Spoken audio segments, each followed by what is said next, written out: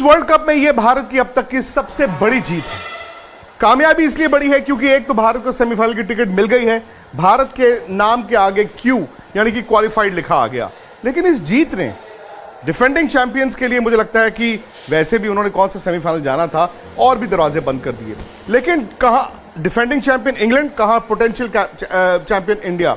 और मुझे लगता है कि जीत के अलावा, मतलब 2 पॉइंट के अलावा या फिर सेमीफाइनल में टिकट के अलावा, भारत को इस जीत ने और बहुत कुछ दिया। मसलन आपका इम्तिहान था कि आप पहले बैटिंग जब करेंगे, जो भारत की कमजोरी है, आप बोर्ड पर कितने रन लगाएंगे। भारत ने ज्यादा रन नहीं लगाए। रोहित शर्मा की आउटस्टैंडिंग बैटिंग, सूर्य कुमार यादव का वो कैमियो और केएल राहुल के वो 39 रन, भारत बोर्ड पर 229 रन लगाने में कामयाब हुआ। भाई 229 रन बहुत ज्यादा नहीं होते। इंग्लैंड कभी तो इंग्लैंड बनकर आएगा। इंग्लैंड अभी तक सोया हुआ था, लेकिन वो सोया हुआ शेर भी जो था वो हमें डरा रहा था। 230 रन मेरे पास बोर्ड पे हैं, लेकिन उसके बाद जो दुनियाई क्रिकेट ने मोहम्मद शमी और बुमराह की तेज गेंदबाजी देखी है, दुनिया के सारे बल्लेबाज थर थर कांप रहे होंगे। कहते हैं ना कि fast bowling at its peak. इस वक्त शायद सिराज, शमी और बुमराह पूरी दुनिया में बेस्ट सीम बॉलिंग अटैक है, और आज इन्होंने दिखाया भी क्यों। बुमराह ने जो वो 2 विकेटें ली, जो 2 विकेटें बुमराह ने ली, उसने इंग्लैंड पर दबाव बनाया, लेकिन उसने साथ ही रोहित शर्मा और बाकी 10 खिलाड़ियों को यह एहसास कराया कि हम अपसेट कर सकते हैं। अपसेट इसलिए क्योंकि बोर्ड पर रन बहुत ज्यादा नहीं थे। उसके बाद आते हैं जी मोहम्मद शमी। मोहम्मद शमी के हाथ में तो अलग ही जादू है। वो जो 2 उन्होंने शुरू में विकेटें ली, और जैसे ही इंग्लैंड के ये 4 विकेटें शुरू में गिर गई थी, मैच वहीं खत्म।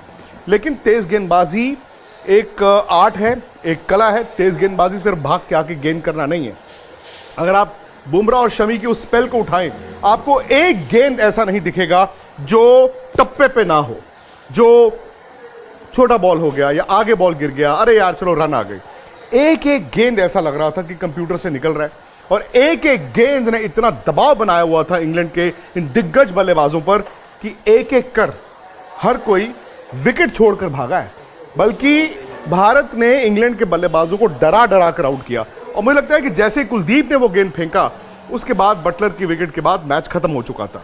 लेकिन जबरदस्त जीत। इस जीत ने ये तो साफ कर दिया है कि अब बाकी टीमें शायद कैचअप नहीं कर पाएंगी, क्योंकि श्रीलंका और नेदरलैंड्स भारत जीतेगा ही जीतेगा। साउथ अफ्रीका का मैच अगले संडे थोड़ा इसलिए इंपॉर्टेंट होगा कि भारत नंबर 1 फिनिश करता है कि नहीं करता, बट भारत नंबर 1 है। बल्कि भारत अगर वर्ल्ड कप नहीं जीता तो वो ज्यादा अपसेट होगा। अब सवाल यह है कि भारत आगे रणनीति क्या करता है। हार्दिक पांड्या के बिना खेल रहा है, और हार्दिक का ना होना एक बहुत बड़ा झटका था, टीम के बैलेंस को खराब करता था। लेकिन दोस्तों, कहना तो नहीं चाहिए, वो एक ब्लेसिंग इन डिस्गाइज भी हो गई। यानी कि आपकी टीम इतनी अच्छी खेल रही है कि हार्दिक नहीं भी हैं तो भी आप 2 बड़े मैच जीत चुके हैं ऑलरेडी। आपने न्यूजीलैंड को हरा दिया, आपने इंग्लैंड को हरा दिया। उससे हुआ यह है कि भारत ने मोहम्मद शमी को खिलाया, उधर सूर्य कुमार यादव को खिलाया। सूर्य ने भी आज 49 रन की पारी खेली, और शमी तो भाई कमाल ही करते जा रहे हैं। पहले मैच में 5 विकेटें, फिर आज की ये परफॉर्मेंस। तो अगर हार्दिक को चोट ना लगती तो भारत कभी भी शायद सिराज, शमी और बुमराह को एक साथ नहीं खिलाता, वो शार्दुल के साथ खेलते। लेकिन अब यह है कि अगर हार्दिक पांड्या वापस भी आ जाएंगे तो शायद भारत के लिए वो कॉम्बिनेशन थोड़ा सा मुश्किल हो जाएगा। क्यों? क्योंकि आप शमी, सिराज और बुमराह को बाहर नहीं बिठा सकते। इन तीनों को खिलाएंगे, और वहां पर सूर्य कुमार यादव जो हैं वो रन बना चुके हैं। अब सवाल यह है कि शुभमन गिल, श्रेयस अय्यर, ये 2 थोड़ी सी कमजोर कड़ियां दिख रहे हैं। शुभमन गिल स्पेशली, क्योंकि उन्होंने रन बहुत बनाए हैं, तजुर्बा भी उनका बनता जा रहा था, एक लूज शॉट पर आउट हुए। श्रेयस अय्यर का छोटा गेंद जो है वो दिक्कत बनती जा रही है। लेकिन भारत को अब यह एहसास हो चुका होगा कि भाई कॉम्बिनेशन हमारा बहुत अच्छा है। शायद मैंने जैसे कहा, दुनिया में इस तरह का सीम अटैक नहीं है किसी के पास जो सिराज, शमी और बुमराह है। भारत के पास 2 ऐसे स्पिनर्स हैं जो विकेटें भी ले रहे हैं, यानी कि कंप्लीट बॉलिंग लाइनअप भारत के पास है। विकेट टेकिंग बॉलर्स है भारत के पास। तो ये एक रोहित शर्मा के पास बड़ा हथियार है। रिमेंबर, इस टूर्नामेंट में किसी ने भारत के खिलाफ 300 रन नहीं बनाए हैं। बात आ जाती है बैटिंग पे। रोहित ने ऐसी आउटस्टैंडिंग आज पारी खेली है जो कई 100 से भी बड़ी पारी थी। लेकिन अब भारत को बल्लेबाजी पर थोड़ा और ध्यान देना होगा, क्योंकि रोहित, विराट और केएल राहुल ये 3 चल रहे हैं, गिल नहीं चल रहे। श्रेयस अय्यर एक बहुत कमजोर कड़ी है।